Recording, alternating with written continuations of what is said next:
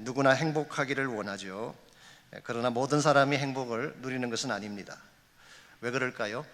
참된 행복의 비결을 잘 알지 못하기 때문입니다. 제가 얼마 전에 유튜브를 통해서 한국의 유명한 강사님 한 분의 영상을 보게 됐습니다. 세 바퀴에 나오셔서도 여러 분 강의를 하셨고 웃음을 가져오는 강사로 유명하십니다. 말만 잘하시는 게 아니라 얼굴도 잘생겨서 아줌마들이 참 좋아하세요. 여기도 좋아하는 아줌마들 많은 거 제가 알고 있습니다. 지금 그분이 11년째 강의를 하고 있는데요, 처음 6년간은 진짜 해피했대요. 사람들이 환호하고 박수를 보내주니까 참 기쁨으로 했습니다. 그런데 7년 차부터 힘들어지기 시작하더래요. 웃음을 강의하긴 하는데 실제 자신의 삶은 너무나 힘들고 황폐했기 때문에 결국 이분이 우울증 증세를 나타내기 시작했습니다. 여러분, 어떤 사람들이 우울증에 걸리는지 아십니까? 어설프게 착한 사람이 우울증에 걸린대요. 며느리 중에도 시어머니께 말대꾸하고 대드는 며느리는 절대 우울증에 안 걸립니다. 밥도 잘 먹고 생생하게 사십니다. 그런데 속으로는 아파하면서도 내색하지 않고 착하게 행하며 살아가는 사람들 마음속에 우울증이 찾아올 확률이 많다고 합니다. 그분의 삶이 그러했습니다. 사람들 앞에서는 웃음을 강요하고 돌아서서는 자살衝動에 시달리는 삶을 반복하다가 더는 견딜 수가 없어서 캐톨릭 신부님 한 분을 만나서 상담을 하게 됐습니다. 그것도 연세가 많으신, 연세 90이 넘으신 노 신부님과 대화를 하게 됐습니다. 여러 가지 이야기를 나눈 끝에 신부님께서 이렇게 추천하셨습니다. 불란스에는 수도원에 들어가셔서 침묵을 배우고 오십시오. 아니, 말로 먹고 사는 사람에게 침묵을 배우라니, 이것도 앞뒤가 맞지 않지만 더구나 불란스를 가라고 합니다. 그래서 죄송하지만 저는 프렌치를 한마디도 못합니다. 그랬더니 불란스를 가라니까 그러면 침묵이 된다고, 프렌치를 못하니까 침묵할 수밖에 없지 않겠습니까? 그래서 이분이 6년 만에 처음으로 2주간 휴가를 내어서 불란스에 있는 수도원에 들어갔습니다. 6년 동안 쉬지 않고 앞만 보며 달려오다가 처음으로 브레이크를 가진 것입니다. 그는 그곳에서 혼자 걸으면서 혼자 기도하는 중에 어느 날 가슴 속에 들려오는 음성이 있었다고 합니다. 여기까지 잘 왔구나. You have come a long way. 제가 조금 더 토를 날자면 이런 뜻입니다. You have come a long way alone. 너 혼자 머나먼 길을 달려왔구나. 이 말을 듣는 순간 눈물이 콱 하며 쏟아지기 시작했다고 합니다. 혼자만 보며 달려왔던 그 많은 시간들이 사실은 힘들었던 것이죠. 말은 하지 않았지만 홀로 발버둥 쳤던 지난 날들이 너무나 외로웠기 때문에 자신도 모르게 눈물을 흘렸다는 고백을 하셨어요. 저는 이와 같은 것이 인생이라고 생각을 합니다. 겉으로는 아무 문제가 없는 것처럼 살아가고 있지만 우리 모두의 마음속에는 남들이 모르는 눈물이 있고 고갈된 심령들이 있습니다. 특별히 척박한 이민자의 삶을 사는 것 어렵잖아요. 가도 끝이 보이지 않습니다. 막연할 때가 한두 번이 아닙니다. 말도 통하지 않는 이국 땅에서 아프다고 소리 지를 수 없는 곳, 남몰래 혼자 눈물을 짓는 사람들이 얼마나 많이 있습니까? 이와 같은 광야 같은 이민의 길을 우리 혼자 힘으로 걸어갈 수가 있을까요? 절대로 혼자 힘으로 살아갈 수가 없습니다. 함께 갈 동행자가 필요한 겁니다. 마음을 만져주고 치실 때 손잡아주고 갈 길을 몰라 방황할 때 앞서가며 길을 안내해줄 진정한 안내자가 필요합니다. 과연 나의 삶을 다 맡겨도 괜찮을 인생의 안내자, 내가 가장 힘들 때에 나에게 진정한 힘을 실어줄 그 안내자가 누구일까요? 성경은 그분을 예수 그리스도라고 소개하고 있습니다. 그분은 하나님이시지만 동시에 우리와 똑같은 인간이 되셨기 때문에 우리를 잘 아시고 이해하세요. He can sympathize us. 우리를 이해하실 수 있는 분이에요. 뿐만 아니라 그분은 사망 권세를 깨뜨리고 부활하신 능력자이기 때문에 어떤 절망과 고통의 문제도 해결하고 우리를 건져내실 수 있습니다. He can deliver us. 우리를 건져낼 수 있는 분이에요. 무엇보다 그분은 여러분을 세상에 누구보다 사랑하기 때문에 여러분의 행복을 위해서라면 그 무엇도 아끼지 않고 희생하실 수 있는 He can sacrifice for us. 우리를 위해 희생할 수 있는 분이에요. 여러분이 예수님 만나야지 참된 행복과 기쁨을 누릴 수 있습니다. 과거에 내가 살아왔던 상처가 어떠하든지 어둠의 권세가 어떠하든지 그 모든 과거를 다 끊어버리고 참 소망과 생명 가운데 살 수 있는 비결, 이것은 바로 예수 그리스도를 만나는 것입니다. 어떻게 하면 우리 인생의 참 소망이신 주님을 만나고 그분과 함께 남은 여성을 가장 아름답게 또 기쁨으로 살아갈 수 있을까요? 오늘 주신 본문을 가지고 이것을 함께 나눠보려고 합니다. 오늘 같이 읽은 본문에 보시게 되면 예수님 만났기 때문에 인생의 큰 모멘텀을 경험했던 한 인물이 소개가 되어 있습니다. 1절과 2절을 보겠습니다. 예수께서 여리고로 들어가 지나가시더라. 삭개오라 이름하는 자가 있으니 세리장이요 또한 부자라. 이 말씀에 의하면 예수님께서 여리고성으로 들어간 사건을 밝히고 있습니다. 사실 이것은 예수님이 예루살렘으로 올라가시는 일정 가운데의 마지막 주간입니다. 많은 성경 주석가들은 예수님이 고난당하기 한 주 전이 아닌가 그렇게 설명을 하고 있습니다. 여리고라는 성이 어떤 성인가요? 팔레스타인에서 가장 오래된 도시입니다. 어떤 분은 7,000년 전에 세워졌다, BC 7,000년에 세워졌다 그렇게 말하는 분도 있고, 어떤 성경 학자는 BC 9,000년 전에 세워졌다 그렇게 말하는 분도 있어요. 아주 오래된 고도시입니다. 종류나무가 많고 오아시스가 많았기 때문에 종류의 성읍이라고 불리기도 했습니다. 특별히 베르야 지방에서 요단강을 건너가는 통상인들이 많이 거쳐가는 곳이기 때문에 부유하고 화려한 도시, 그래서 온갖 유흥과 엔터테인먼트가 꽉 차 있는 도시가 여리고였습니다. 그 시대의 라스베이거스다라고 보면 되는 것입니다. 이와 같이 흥청망청 살 수 있는 이와 같은 부유한 도시에 오늘 본문에 보니까 삭개오라고 하는 한 인물이 살았다고 말합니다. 삭개오라는 이름의 뜻이 뭘까요?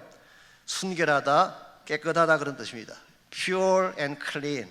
아마도 그의 부모들이 이 아들을 낳았을 때에 앞으로 순결하게 깨끗하게 살라고 해서 지어준 이름이었던 것 같습니다. 그랬는데 오늘 본문에 등장하는 삭개오는 부모의 기대와는 정반대로 더럽고 누추한 삶을 살았습니다. 왜냐하면 그의 직업이 세리장이었기 때문입니다. 세리라고 하는 것은 텍스 컬렉터를 말하는데, 오늘날은 뭐 그 직업이 나쁜 직업이 아니지만 고대 유대 사회에서는 가장 혐오하던 직업이 세리였습니다. 왜냐하면 이 사람들은 로마의 앞잡이 노릇을 하면서 동족의 피를 빨아서 그 돈을 로마 사람들에게 바치는 직업이었기 때문에, 그리고 그 돈 중에 일부는 자기들이 착복하는, 이런 면에서 가장 더럽고도 누추한 직업이 세리였습니다. 더구나 오늘 본문에 나오는 삭개오는 그 세리 중에서도 세리장이었어요. Chief Tax Collector. 그런데 그의 삶이 어땠겠습니까? 아마 돈은 많았을 것입니다. 부유한 삶을 살았을 것입니다. 그리고 maybe 로마를 등에 업고 권력도 행사했을 가능성이 많죠.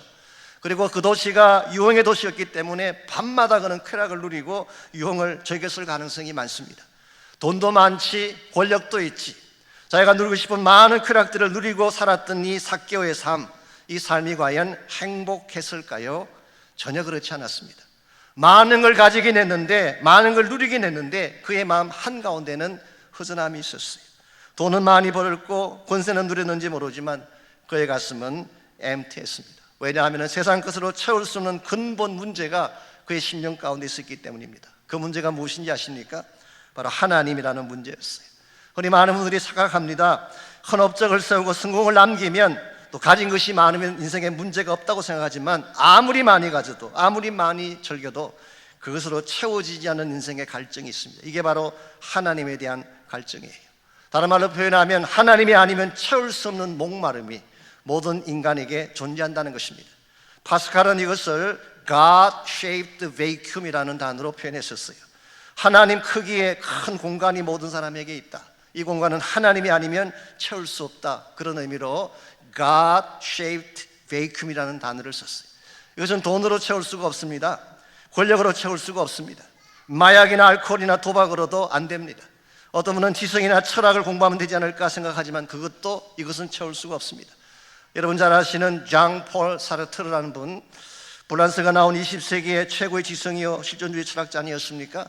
그분이 세상을 떠날 때 뭐라고 즐기며 떠났는지 아시죠? 그가 벽을 손가락으로 긁으면서 이것이 다란 말인가, 이제 어디로 간단 말인가를 외치다가 비참하게 그는 세상을 떠났습니다. 아무리 많이 알아도, 아무리 많이 공부를 해도, 아무리 많이 누려도 세상적인 것으로는 채워지지 않는 빈 공간, 삭개오에게 이것이 있었던 것입니다. 이 문제는 그냥 해결되지 않아요. 이 문제를 해결하려면 유일한 해결책은 하나님이신 예수를 만나는 수밖에 없습니다. 그래서 이 삭개오가 이와 같은 허무함 가운데, 텅 빈 마음 가운데 살아가던 중에 예수님이 여리고성을 지나간다는 소식을 듣고 그는 길거리로 달려나갔어요. 3절과 4절 보십시오. 그가 예수께서 어떠한 사람인가 하여 보고자 하되 키가 작고 사람이 많아 할 수 없어 앞으로 달려가서 보기 위하여 돌무화과 나무에 올라갔다고 오늘 성경은 기록합니다. 예수님 만나러 나갔는데 두 가지 장애물이 기다리고 있었어요. 첫 번째 장애물이 사람들입니다. 일반적으로 예수를 만나는 과정에서 우리의 마음을 가로막는 장애물이 사람들이에요. 사람들이 우리 앞을 가로막을 때가 많이 있습니다. 두 번째는 자기 자신이었어요. 오늘 본문에서 키가 작다 그렇게 표현했는데요, 키 작은 것은 핸디캡이 아닙니다. 우리 키가 작기 때문에 몸을 빠르게 움직일 수가 있고 사람들 다리 사이로 파고들 수 있기 때문에 유리한 면도 있어요. 그러면 여기서 말하는 키가 작다는 표현은 피지컬리 작다는 것을 말하는 것이 아니라 마음이 작다는 표현을 가능성이 많습니다. 주님 앞에 선뜰났을 자신이 없었어요. 왜냐하면 본인이 그동안 살아왔던 삶의 과정을 너무나 잘 알기 때문에, 많은 사람들에게 상처를 남기고 착복하고 수많은 사람들의 피를 빨아먹었던 자신의 삶을 너무나 잘 알기 때문에 그런 예수님 앞에 나설 자신이 없었어요. 그래서 돌 무화과 나무로 올라갔다고 오늘 성경은 기록합니다. 옛날 성경 번역에서는 뽕나무라고 번역을 했어요. 영어 성경 보시면은 sycamore tree라고 번역을 했습니다. 일반적으로는 이것을 애굽 무화과 나무라 그렇게 번역하기도 하고 혹은 무화과 뽕나무라고 번역하기도 합니다. 왜냐하면은 열매는 무화과인데 잎은 뽕나무처럼 넓고 컸기 때문에 무화과 뽕나무라고 번역할 수가 있어요. 쉽게 표현하면 몸을 숨기기 좋은 그런 나무였습니다. 아마도 삭개의 마음속에는 그냥 자신을 덜어내는 것이 자신이 없었기 때문에 이 이파리 속에 자신을 감춘 채 몰래 예수님을 보려고 했는지 모릅니다. 사실 이것이 죄인된 우리 모두의 모습이죠. 마치 첫 인간 아담이 범죄한 후에 나뭇잎으로 자신을 가렸던 것처럼 우리 모두에게도 하나님 만나려고 하면 자신감이 없어요. 나 같은 것이 어떻게 하나님 만날 수가 있느냐, 스스로 위축되고 소심되어져서 자신을 가릴 수밖에 없는 상태, 이게 바로 삭개의 모습인데, 오늘을 보시면 뜻밖에도 이와 같은 삭개오를 예수님께서 먼저 보시고 삭개오의 이름을 불러주셨어요. 삭개오야 내려오라, 내가 오늘 너의 집에 유하여 하겠다. 저는 여기에 굉장히 중요한 진리 하나가 있다고 생각합니다. 삭개오가 예수님을 찾아 나선 줄 알았는데 사실은 예수님이 그를 찾아오신 것입니다. 더 정확하게 표현하면 예수님은 예루살렘으로 올라가야 할 그 바쁜 일정에도 불구하고 삭개오 한 사람 만나기 위해 여리고성으로 오신 것입니다. 이와 같은 것을 우리가 신학적으로 sovereign initiative, 이 절대적 하나님의 시작 혹은 divine initiative 그렇게 부르는 것입니다. 사실 삭개오는 돈이 많았기 때문에 따르는 사람들이 제법 많았을 것입니다. 그러나 정말 자신의 마음을 나눌 수 있는 사람은 없었어요. 힘들어하고 아파할 때 자신을 도와줄 사람은 아무도 없는 He was alone. 이와 같이 혼자이고 자신감도 없고 죄책감 가운데 몸을 숨겼던 이 삭개오를 예수님께서 먼저 하시고 찾아오시고 그의 이름을 불러주신 것입니다. 저는 이것이 복음이라고 생각합니다. 우리가 먼저 하나님을 사랑한 게 아니에요.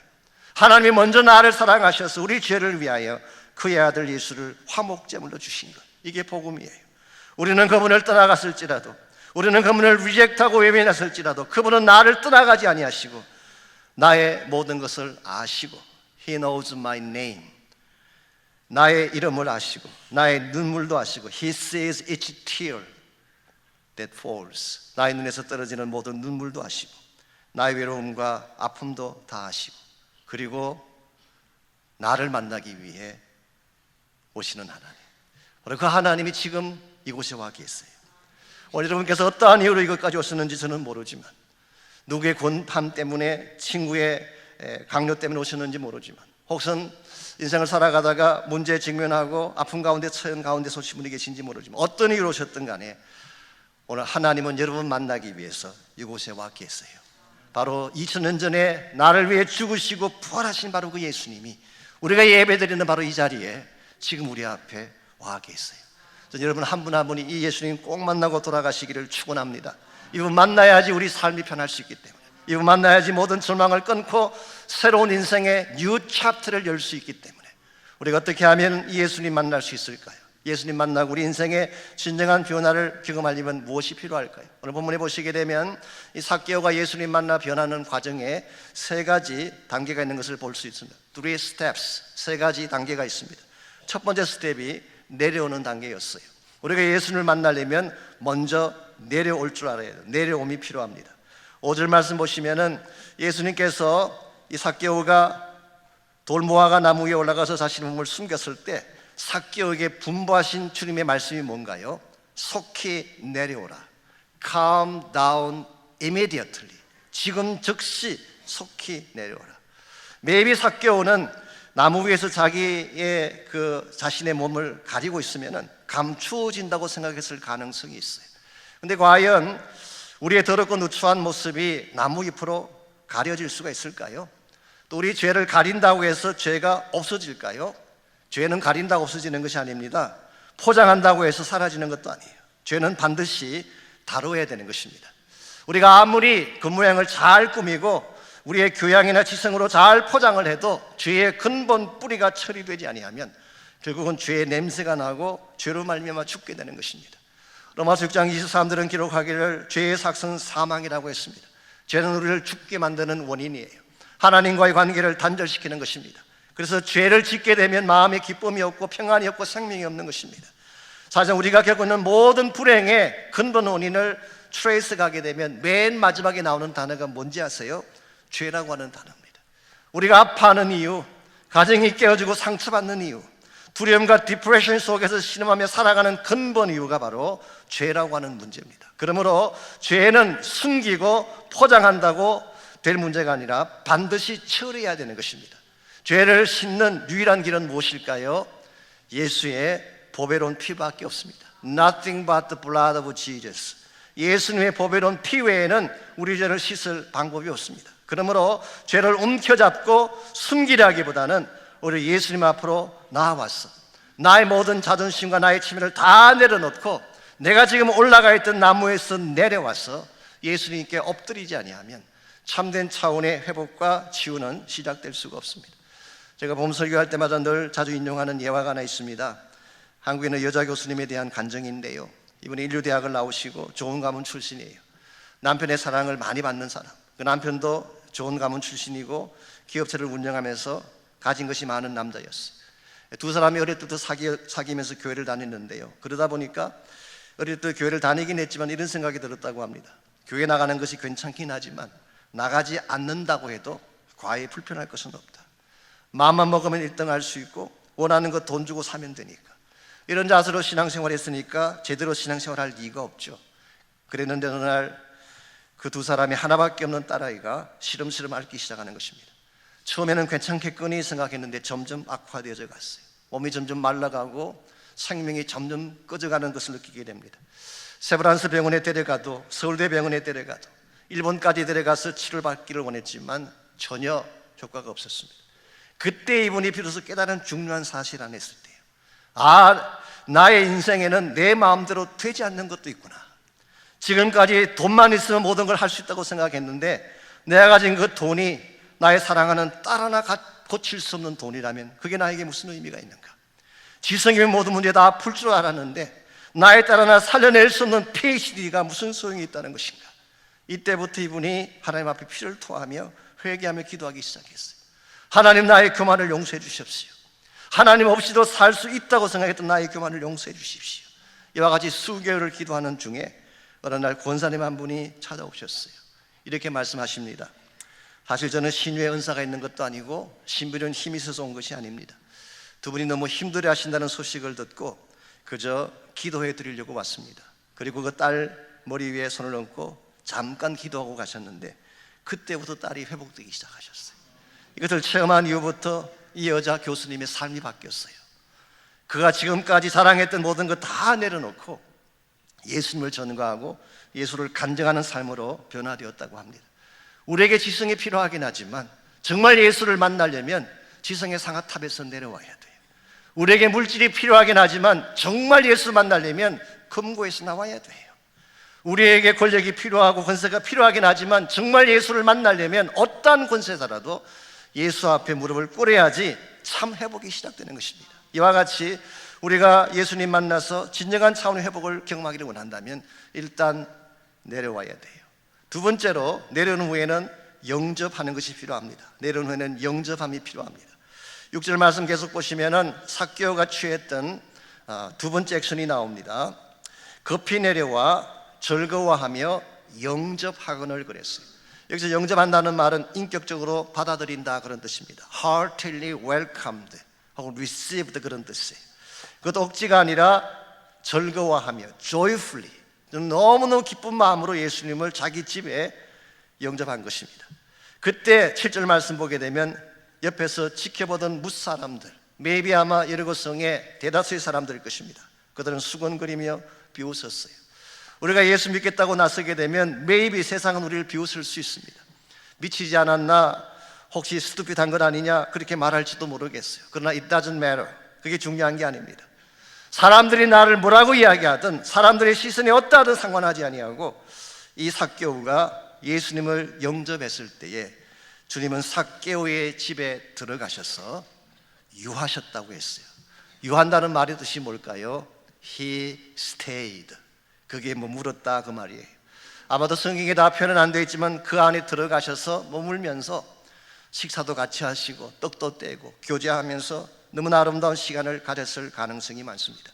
이와 같이 나의 인생 바깥에 있던 예수님을 내 안으로 모셔들여서 그분과 함께 떡을 떼며 교제하는 이것을 9절 말씀에서는 구원이라고 불렀어요. 예수님께서 말씀하시기를 오늘 구원이 이 집에 이르렀다. 여러분, 구원 사건을 어렵게 생각할 필요 없습니다. 내 인생 바깥에 있던 예수님을 내 인생 속으로 받아들이는 것입니다. 내 심령 바깥에 계시던 예수님을 내 마음 중심에 모시고 그분과 함께 사는 것입니다. 그 결과 브로큰 되었던 하나님과의 관계가 회복되어져서 하나님과 다시 회복된 관계 속에 사는 것을 성경은 구원이라고 말하고 있습니다. 이와 같이 우리가 예수님을 영접하게 되면 어떤 축복이 임할까요? 한 3가지 축복이 임합니다. 첫 번째가 죄의 사함을 받게 됩니다. 예수를 영접하는 순간 예수님의 보혈이 우리의 모든 죄를 깨끗하게 씻겨주시기 때문에 어떠한 죄인이든 예수님을 만나면 죄에 씻음 받게 되는 것입니다. 이런 측면에서 우리 성 어거스틴이 했던 유명한 말씀이 하나 있습니다. 어떤 성자도 과거 없는 성자는 없으며 어떤 죄인도 미래에 소망이 없는 죄인은 없다. 영어로 표현하면 There's no saint without past, no sinner without future. 어떠한 성자도 과거에는 다 죄인이었다는 것입니다.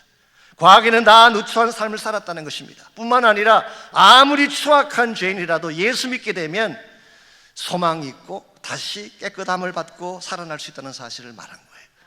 우리가 예수 영접하게 되면 첫째로 죄 사함의 축복을 받습니다. 두 번째로 부활의 능력이 우리와 함께함을 경험하게 됩니다. 성경 말씀에 하면 예수님께서는 십자가 위에서 죽으실 뿐만 아니라 사흘 만에 다시 살아나셨어요. 왜 예수님께서 살아나셨을까요? 그래야지 우리에게 생명을 주실 수 있기 때문에.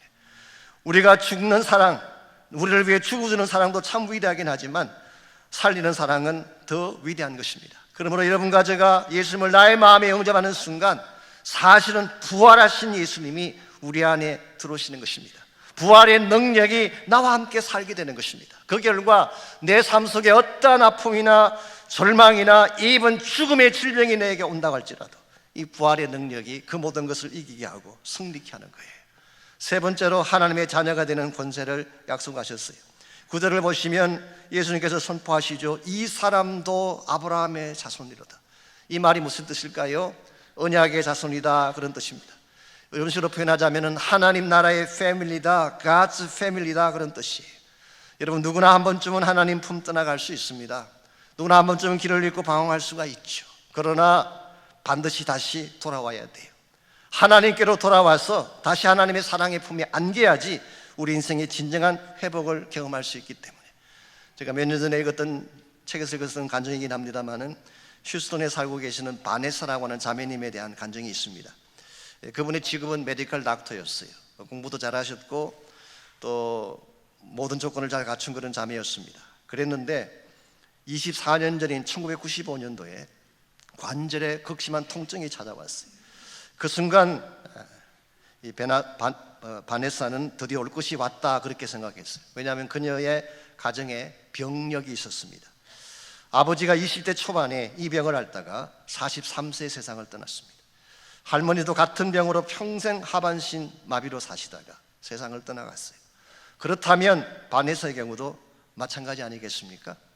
아니나 다를까 몸이 점점 쇠약해가기 시작을 하고 30도 안 된 나이에 지팡이를 짚고 다닐 정도로 몸이 아팠어요. 마음도 노인처럼 늙어가기 시작했습니다. 교회를 다녔기 때문에 교회당에 들어와서 예배를 드리려고 의자에 앉으려고 하면은 45분 내지 50분이 걸렸대요.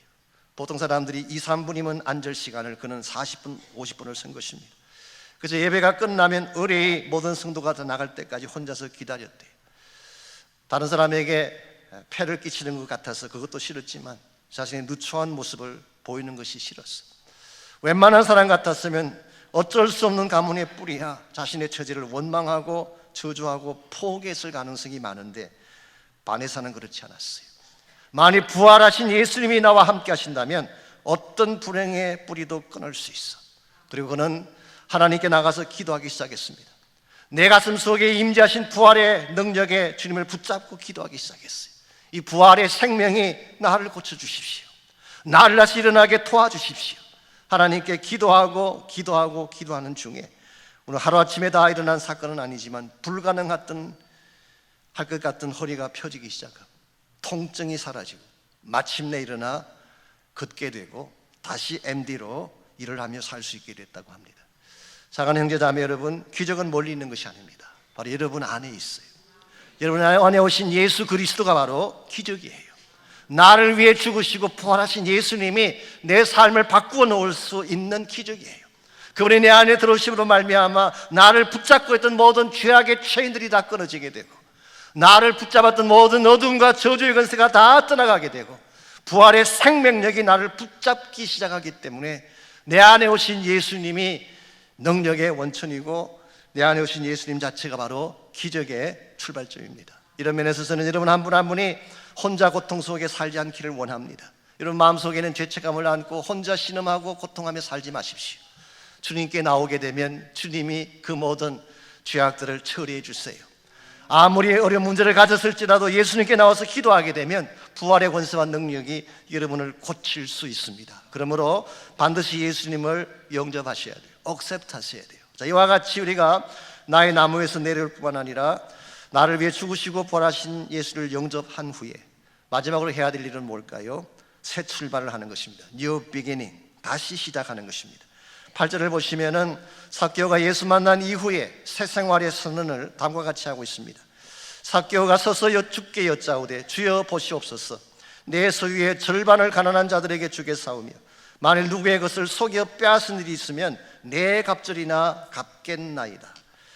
지금까지 삭개오의 삶은 어떤 것이었나요? 남의 덩을 치고 이기적 욕망을 위해 살아왔던, 사실은 야망의 노예처럼 살아왔던 것이 삭개오였습니다. 그런데 이제는 자신의 재산의 절반을 가난한 자들에게 다 나눠주겠대요. 그리고 혹시 내가 속여 빼앗은 것이 있다면, 원래 율법에 의하면 이 속건제라는 것인데요, 내가 남의 것을 탈취했을 경우에는 빼앗은 것에서 5분의 1만 더해주면 돼요. 20%만 더해주면 되는 것입니다. 그런데 오늘 본문에서는 뭐라고 했나요? 4배나 갚겠다고 말하고 있습니다. 이것은 삭개오의 삶이 이전과는 달라졌다 그 말이에요. 과거는 지나간 것입니다. 그리스도 안에서 뉴 크리처가 된 것입니다. 이제부터 삭개오의 삶은 자기 욕망대로 사는 삶이 아니라 하나님 안에서 사는 삶, 혼자 걸어가는 인생길이 아니라 무슨 일을 당하든지 예수님과 함께 가는 삶. 그러므로 삭개오의 삶이 똑같은 척박한 환경을 통과한다고 할지라도 이제는 그는 외롭지 않습니다. 도울 분이 계시기 때문에, 무슨 일을 당하든지 함께 하실 주님이 계시기 때문에 오늘 여러분과 저의 인생에도 이 주님이 필요합니다.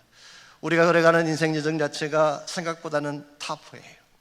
아무리 가도 끝이 보이지 않고, 또 어떤 경우에는 갈증도 있고 목마름도 있는데 도울 자가 없다고 느낄 때가 한두 번이 아닙니다.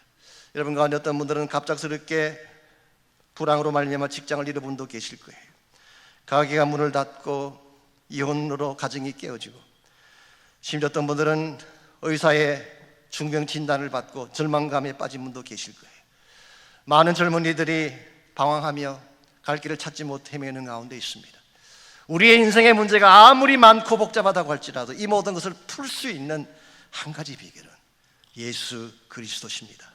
그분을 만나면 우리 삶의 치유가 일어나고, 그분을 만나면 인생의 앞길이 열려지게 되고, 그분을 만나면 생명 갖고 참된 소망 가운데 살 수가 있는 것입니다. 여러분들은 이 주님 만나셨나요? 저는 지금 여러분에게 교회를 다니고 계시냐고 묻고 있지 않습니다. 여러분이 직분이 뭐냐고 질문하는 것이 아닙니다. 예수님을 인격적으로 만났는지를 질문하고 있습니다. 지금 그 예수님이 우리 앞에 와 계세요. 내 마음의 문을 두드리고 계세요. 요한계시록 3장 20절 말씀이 하면은 볼지어다 내가 문 밖에 서서 두드리노니 누구든지 내 음성을 듣고 문을 열면 내가 그에게로 들어가 그로 더불어 먹고 그는 나로 더불어 먹으리라고 약속하셨어요. 지금 예수님 이곳에 오셔서 못하고 계실까요? He is knocking at the door. 내 마음의 문을 녹하고 계십니다. 내가 내 마음의 문을 열고 그분을 인바이트하기만 하면, 초청하기만 하면 그분은 내 안에 들어오셔서 그분과 함께 먹고 마시고 우리의 모든 죄를 다 깨끗하게 처리해 주시고 다시 부활의 능력 가운데 살게 하시겠다고 약속하고 있습니다. 여러분께서 지금까지 교회를 오랫동안 다니셨고 나름대로 신앙생활을 했다고 생각하시지만 아직 주님 만나지 못한 분이 혹시 계신다면 오늘 이 시간을 놓치지 마십시오. 제가 언젠가 정다빈이라고 하는 탤런트에 대한 신문기사를 본 적이 있습니다. 여러분도 다 아시겠지만 참 밝고 명랑했던 자매였어요. 인기도 좋고 가진 것도 많았습니다. 그랬는데 자살로 생애를 마치고 말았습니다. 충격적인 것이 뭔지 아십니까? 이분이 평소에 교회를 열심히 다녔다는 사실이에요. 심지어 그분이 자살하기 하루 전날 새벽 4시 반에 자신이 홈페이지에 다음과 같은 글을 올렸습니다. 주님, 날 사랑해 주시는 것 참 감사해요. 저와 함께 하신다는 것도 알아요. 그래도 나의 마음 너무 아픕니다. 아무리 애써 발버둥 쳐도 아프기만 하니 어떻게 하면 좋을까요? 그 모양은 참 화려했는데 우리가 알지 못하는 아픔이 있었던 것 같습니다. 발버둥 쳐도 빠져나올 수 없는 어떤 아픔이 그 자매의 마음을 붙잡고 있었던 것이죠. 그리고 그것을 치유하실 분이 하나님이란 사실도 알고 있었어요. 그래도 불구하고 그녀는 가장 중요한 순간에 자신의 아픔을 하나님께 맡기지 못했어요. She was almost there, but not get it. 거의 거기까지 갔는데 하나님을 붙잡지 못했어요. 한 발짝만 더 나가면 거기 주님이 계시는데 그 피 묻은 손을 붙잡기만 하면 나의 모든 상처를 다 만져주실 수가 있는데 그저 아파하며 울기만 하다가 세상을 떠난 것이 제 개인적인 마음을 아프게 만든 적이 있습니다. 혹시 오늘 여러분 가운데 이런 분은 계시지 않나요? 주님 만나고 싶긴 한데 주님 만나고 내 안에 있는 모든 것들을 다 깨끗하게 처리하고 싶긴 한데 부끄럽고 죄송하고 용기가 없어서 주 앞으로 나오지 못하는 분이 혹시 계신가요? 오늘 주님은 이곳에 오셔서 여러분 모두를 기다리고 계세요. 주님은 여러분 모두를 아십니다. 우리의 흠을 모를까요? 우리의 처참했던 나의 삶을 그분이 모르실까요?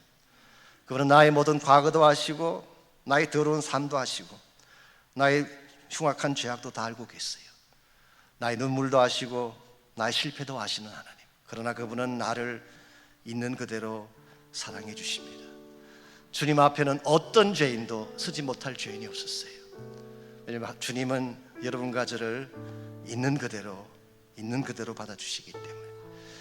이제 제가 설교를 마치면서 찬양을 함께 부르려고 하는데요, 여러분 잘 아시는 찬양 나주에 도움받고자 그 찬양 함께 하려고 합니다. 이 찬양의 유래를 아시죠? D.L. 무디가 부흥 집회를 인도할 때에 그 설교 마지막 부분에 가서 이런 선포를 했습니다. 어떠한 죄인도 하나님은 다 받아주실 수가 있고 어떠한 죄인도 하나님은 다 사랑하십니다.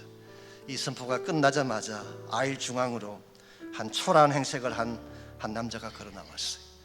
보니까 오랫동안 씻지 않아서 냄새가 나고 매입이 술 냄새가 나고 알코올릭 가능성이 많습니다. 그 남자가 앞으로 나오더니 무대에게 물었어요. 하나님이 나 같은 사람도 받아주실까요? 그때 무디가 그에게 답변한 것이 있습니다. Yes, God will accept you as you are. 하나님은 당신을 있는 것을 그대로 받아주십니다.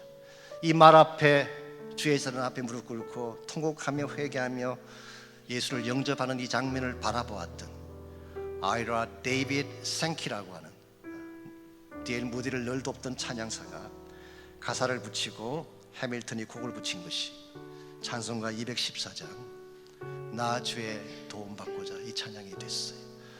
이 시간 저는 이 찬양을 함께 부르고 싶습니다. 이 찬양을 부르는 동안에 성령께서 여러분의 마음을 움직일 수 있기를 바랍니다. 오늘 저희들이 이곳에 나온 것은 그저 왔다 가기 위해서 나온 것이 아니라 반드시 예수님 만나기 위해 나왔어요.